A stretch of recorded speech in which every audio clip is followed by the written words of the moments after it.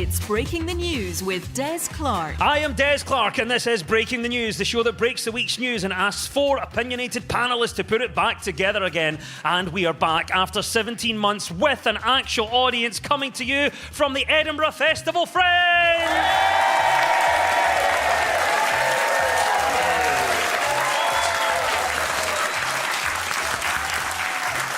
Oh, it's so good to hear you.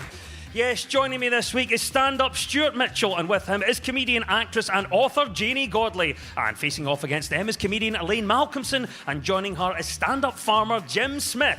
In the news this week, a real crazy couple have tied the knot in their dream place on board a train and will be experiencing their dream honeymoon stuck between Motherwell and Haymarket. A slice of Prince Charles and Lady Diana Spencer's wedding cake has sold for a whopping £1,850 at auction.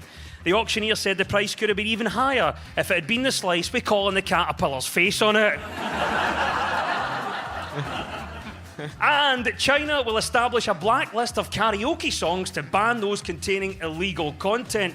The Chinese government said anybody covering Boy George's Do You Really Want to Hurt Me will get their answer pretty sharpish. Right, you've met the panel. Let's crack on with round one.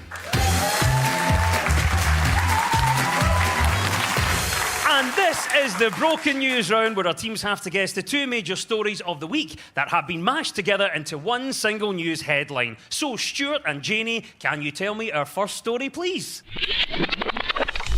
The world's largest ever report into Scotland has been published. It says every inhabited region is likely to experience extreme heat as temperatures rise. All of these people in the Buff were excited to be there. What are we thinking then, Janey? Ideas for our first story? I think it's something about the restrictions being lifted.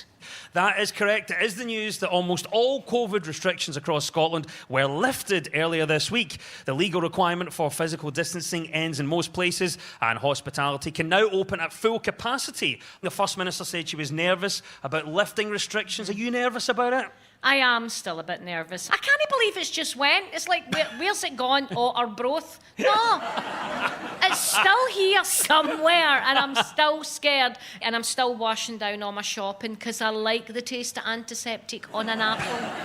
I've got used to it now. I'm like, Stuart, what do you think about this? Obviously, it's been a big week for Scotland. What's your take on it? Well, I think you just need to look at the audience here. I mean, the Scottish audience, you guys are risking catching a deadly virus in exchange for a free ticket. Yep. So, it's good. Elaine Malcolmson, what do you think about what's going on? Restrictions being eased. Are you happy, or are you still a bit nervous? I suppose we have to take our lead from Nicola Sturgeon, and if she says she's nervous, then maybe we should be nervous. Like, she says she's nervous and cautious. I bet she never goes out without a coat. You know? But she says she's more positive now, so she's probably gone out with a coat but left it in the car. And Jim, what about you? Obviously, we're talking about the restrictions being eased. Does that make you nervous? Well, consider I was the last 43 years in isolation up my farm. Can I just check on behalf of everyone, are you aware there's been a pandemic? Aye, foot and mouth. Oh, dear. What about the mask, Stuart? Will you still wear it? I will in public transport, because I think it took for COVID to ScotRail to find a mop. With the masks, especially with that, mind that 2 days it was really hot and everyone was getting sunburnt. You had to watch, there was men going about and forgetting to take their masks off. So this bit would be all white and this bit would be all brown. And they'd all look like, you know that ham that you get for kids with a bare face? and I'm worried, I miss Jason. I miss Jason Leitch coming on the telly every day, keeping me right. I love him. Jason. He's like Scotland's agony uncle. And there he is back now, being a dentist, you know, telling folk what chocolate bars to eat, you know. Just watch out for the lion bars. Watch out for the lion bars. They're deadly. They're deadly. They'll take a filling right out. So what I want to do is 3 or 4 chews on the lion bars. That's what I'm wanting. Turkish delights are okay. 1 chew, swallow. There you go. But So obviously, restrictions have now been eased. What is the best thing, Janie, that you have done since restrictions have eased? Put on a bra. I've spent the whole of lockdown with my knickknacks just freely swinging in the wind. There's women out there know exactly... Am I right, sisters? Yeah, we've spent the whole of lockdown going... And this is the thing, people go, oh, I don't like to wear a mask, it's inconvenient. Have you ever wore a bra for 15 hours a day?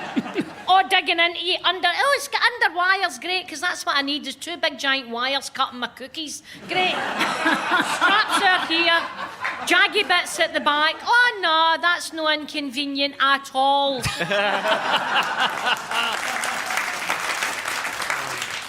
Stuart Mitchell, you were probably going to give a similar answer. No. I was going to say it's because I've left the house now, I'm having to take my bras off.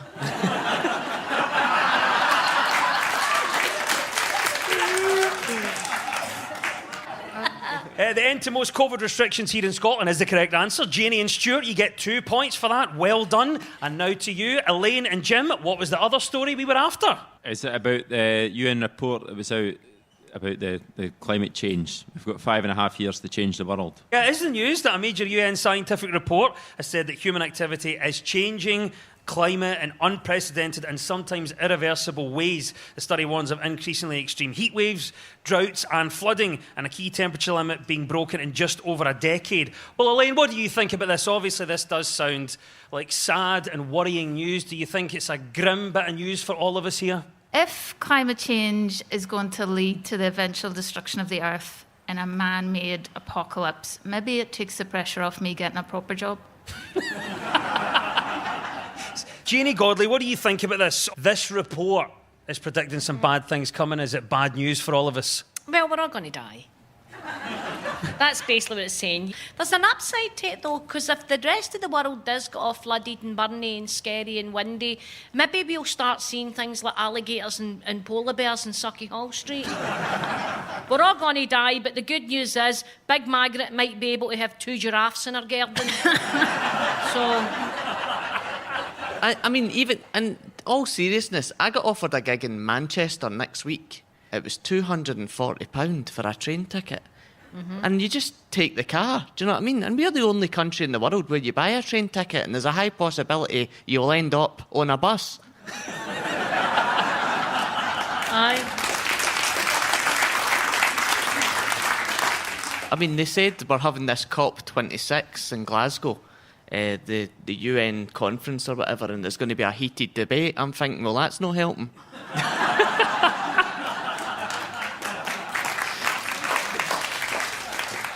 Elaine, what do you think about it? Do we have hope in our world leaders that they can help get us out of this situation? As individuals, like, I can recycle, I can eat less meat, I can not eat animals or anything that could be eaten by animals and just go on a diet of old packaging and used pallets.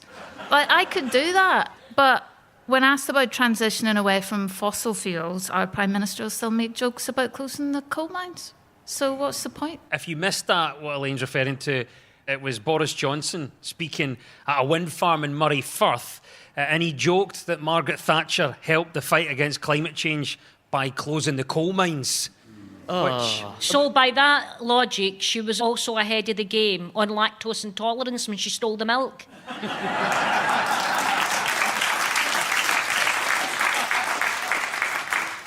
How can we adapt to climate change in the future? At the beginning of the year, everyone should get a carbon quota, 100 points or something. So if you fly to Spain, you know, that uses like 30 points or something. But if you actually stay, if you're holiday in Scotland, that's only a few That's points. not bad, so you've got a certain footprint you can use. And if you run out by July or something tough, you just have to burn the fat off, you know, live in thin air. I've given this serious thought. Sorry, this should be a Radio 4 show or something, I don't know, but... Honestly. It went a wee bit North Korea halfway through. Old Kim Jong-un over there. What do you think about it then, Elaine? How will we adapt to climate change in the future? I think we have to sort of realise that it does affect us all. Like, it's not just the polar bears, is it? What about Audrey Baxter? No one's going to be wanting soup when the world's on fire. She's going to have to learn how to make gazpacho or something. Even now, reporters don't understand the difference between weather and climate. Weather is the day-to-day events such as rain, wind and sun. And climate is what your PE teacher shouted at you from the bottom of a rope. And at the end of that round, well done, the teams are all square.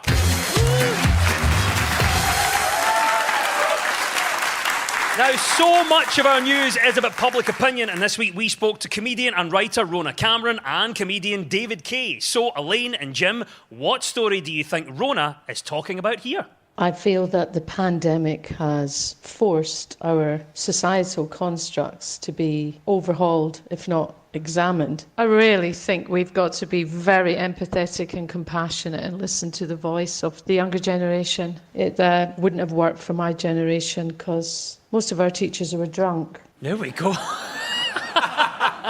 What do you think she was talking about regarding a story from this week's news? It must be exams, because people got their exam results this week. Yes, as school pupils across Scotland received their grades this week, there has been a debate over whether exams are the best way to assess children at all. Formal exams were cancelled for the second year running in 2021 due to the COVID-19 pandemic. I always like how the news goes to some kid with 3 A's. I got 3 A's, 2 B's, could have done better. I mean, that's pretty fantastic. You never get a kid that's done 4 D's and not even finished his woodwork project. You know? I think the exams need to be changed because, I mean, how can it be that I get a standard 2 for French, yet I got a 4 for English? Nuts. But what would you replace them with? Because everyone's saying exams don't work and putting all the pressure on the kids for this one big test once a year. Do you think there's something else we could do instead? We now live in a society where you're not allowed to upset people, so everybody has to get a special badge to win. And that's fine. But at the end of the day, if you're an employer and somebody comes in and you say to them, well, what's your qualifications? Like, I don't believe in qualifications. I believe in staring and doing my best. And then you're like, right, am I going to put him in charge of the children's ward? Or am I going to put somebody who's actually been through nursing? But here's my question. Take this whatever way you want. What's been your most memorable test? I did my driving test in Portadown during the Drumcree riots. So my parallel parking's not great, but I can 3-point turn a car without stopping the wheels. What's been your most memorable test? Pregnancy test, definite. Then you didn't. You know, it was the doctor that did it. And she called me up and she said, no, not this time, Mrs. Story, because that was my name then, when I used to like my husband's family. And I sat down and I said to my husband, I'm so glad it's a negative pregnancy test because I don't think this marriage is working. We need to have a debate. The phone went, sorry, that was a mistake. You're actually pregnant, Mrs. Story. And I was like, so anyhow, I'm glad we had the debate about the marriage. That's worked out well. Go on then, what do you think about this? What has been your most memorable test? I would have to say doing my own COVID test this year. Ken, with the sticking on him. Oh. I couldn't sit down for a week afterwards, man.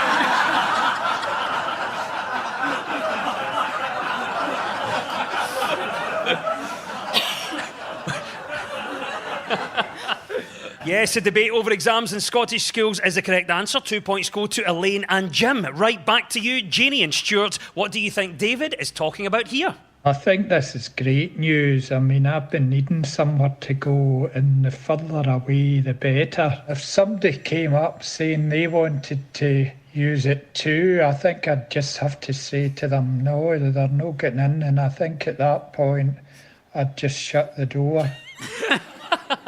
Well, this is the story that mountain bothies have started reopening across Scotland. And I didn't even know what these were, but basically they're little houses, but they've got no facilities in them, so they can have no lights, no bed, no running hot water. I mean, at the Edinburgh Fringe, we call that a bedsit. It is the news that mountain bothies across Scotland have opened after being closed for more than a year. There is a bothy code you may or may not be aware of, and number 3 on the bothy code is that you should always bury your human waste. The only odd thing about that is that it's not number 2.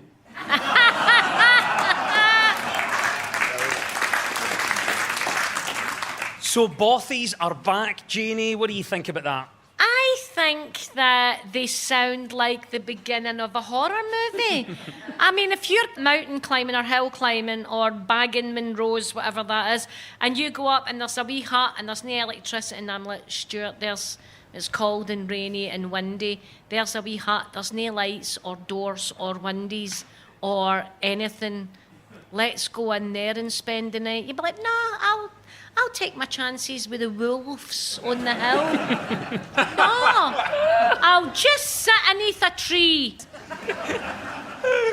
So, Elaine, I don't know if you were aware of the concept of bothies before this story arose. What do you think about them? Would you use a bothy? I don't know. I was reading the guidelines. One of the guidelines is always take a tent. That's like booking a restaurant and them telling you to bring a steak bake. Jim, you've taken up a bit of hill walking, I know that. You've been bagging some Monroes. I have. So I have. Glad the bothies are back open again. Any Monroe baggers out there? Oh, that lady there. How many have you done? 50.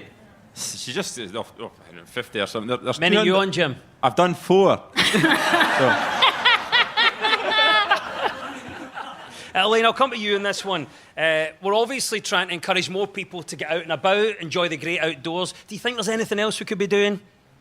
I think more people would enjoy the great outdoors if less people were enjoying the great outdoors. As we mentioned, the bothy has a strict code for use. But do you have a code that you live by, Stuart? Don't be a wido. Or you'll get about in the bothies. Janie, what about you? We're talking about the bothy. It has its own code. Do you have your own code that you live by? I suppose my own code that I live by is don't ask him to do something that you wouldn't do yourself unless you don't want to do it. I like that. So don't Put that in a tea towel. Do you have a code that you live by? Smart casual.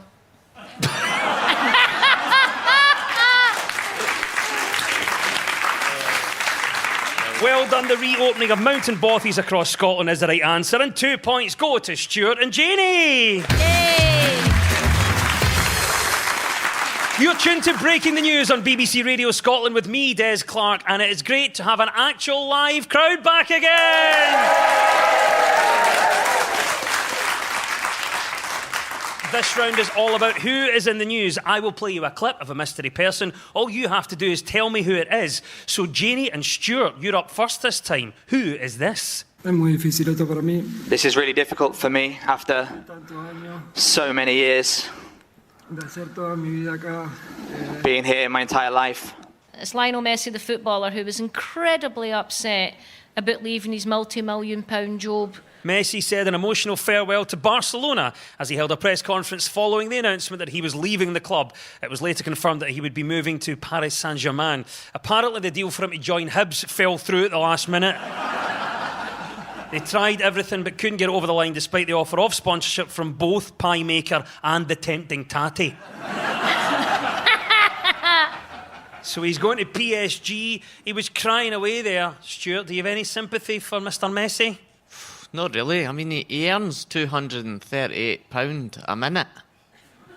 Is that no... Imagine him in training saying to the boss, oh, can you give me 2 minutes? No. Because he went to the chairman, Barca chairman, and says, I want more money, and he said, get to France, so he did. And the reason he is moving, obviously, they have strict wage and salary demands in Spanish football now, and his salary is so high. He's tried to stand his ground as well and not come up with a solution. It's like the day the BBC, I said I was only doing this if they paid my bus fare for bigger. And they met me halfway. I had to walk for Pennycook. Lionel Messi was in tears this week. Elaine Malcolmson, do you have any sympathy for Mr. Messi? Don't worry, Mr. Messi, Mr. Funny and Mr. Happy are going to...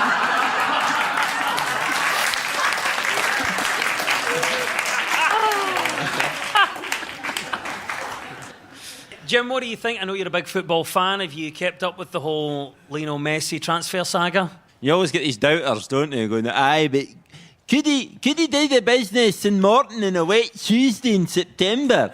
And I've looked at Morton's form, and where they're in the league and their players, and no disrespect to their players and management, and then there's Messi, who's won 38 trophies, won World Player of the Year 6 times, has scored over 672 goals in 778 appearances for Barcelona. So my answer to that guy is, aye, he probably could do the business in a wet Greenock Morton on a Tuesday night. So Messi is, of course, considered one of the best footballers in the world, maybe the best of all time.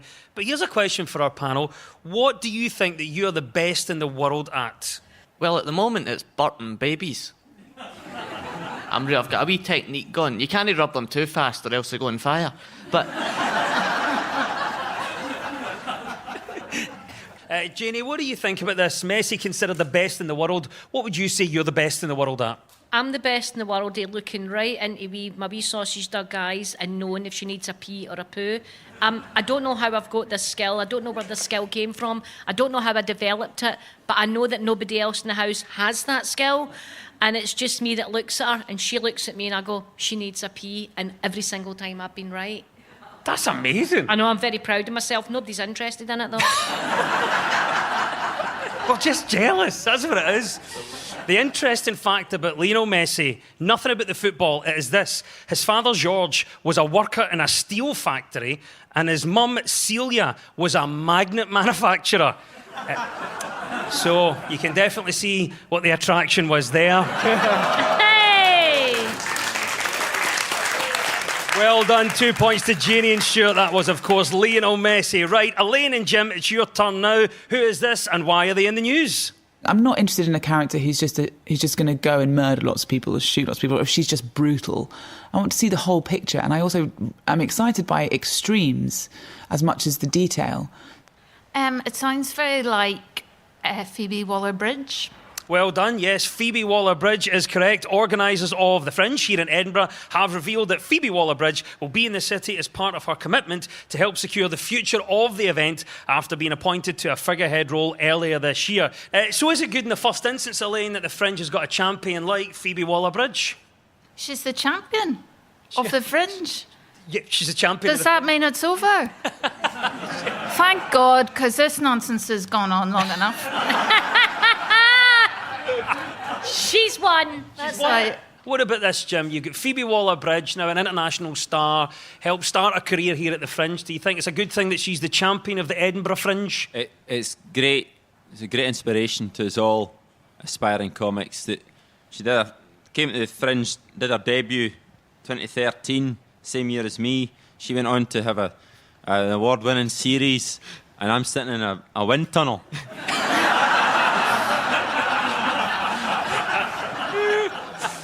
So it would have been nice if we'd have had somebody Scottish, though.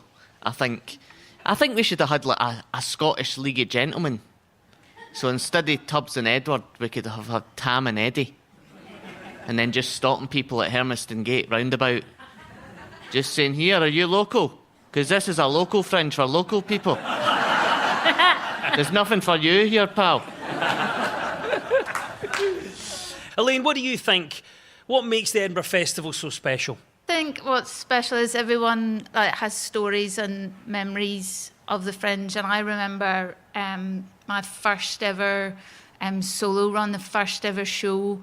And I was halfway through the show and I looked down, there were 3 people in the front row and 2 of them had their heads down. And I thought, oh no, they're falling asleep. But they hadn't, they were crying. So that was... Good year. Good. Yeah, brilliant. Year. Vintage. Janie, what do you think makes the Edinburgh Festival so special? I think that what makes it really special is the fact that you can bring different things. I've done a kids show, I've did stand-up, I've did straight plays. I wrote a play at the festival for a dare. I went to see a play one year and it was really rubbish, and I said, that was awful. And somebody says to me, I dare you to write your own play, bring it back next year, and you need to get a 4-star review in The Scotsman before you can say that about theatre. So I wrote a play, brought it back, and it did get a 4-star, and it went to Soho Theatre, then transferred off Broadway. So you can have weird ideas and make them work.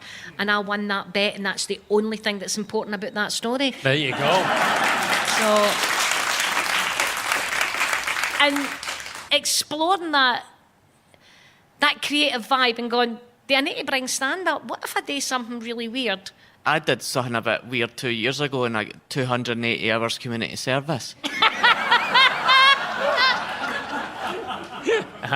Well done, Phoebe Waller-Bridge is the right answer, and 2 points go to Elaine and Jim. And it's time now for our final quickfire round, which is all about deciphering the numbers in the news. So I'll read out a headline. All the teams have to do is fill in the blanks. So get ready, teams. When we run out of time, you'll hear this. A kick up the bahookie. There you go. That is Fiona Stalker there with the original name of the COP26 conference. Right, teams, fingers on buzzers. Here we go. From the age of 30, women lose what every decade? The head.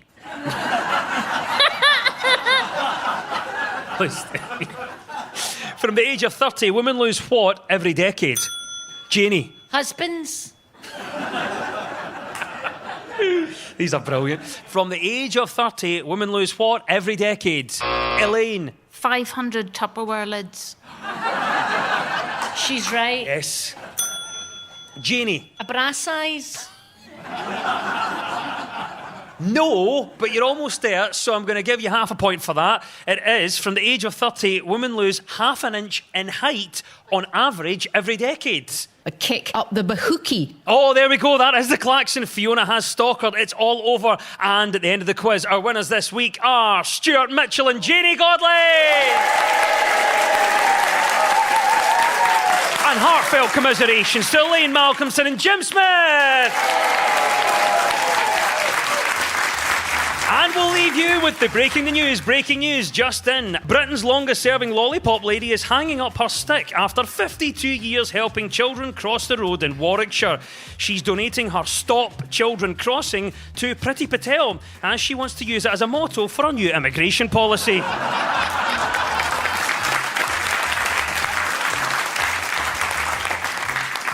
Video conferencing firm Zoom has agreed to pay almost £62 million to settle a lawsuit. The company remained tight-lipped on the details, though it is possible they haven't realised that they're still on mute.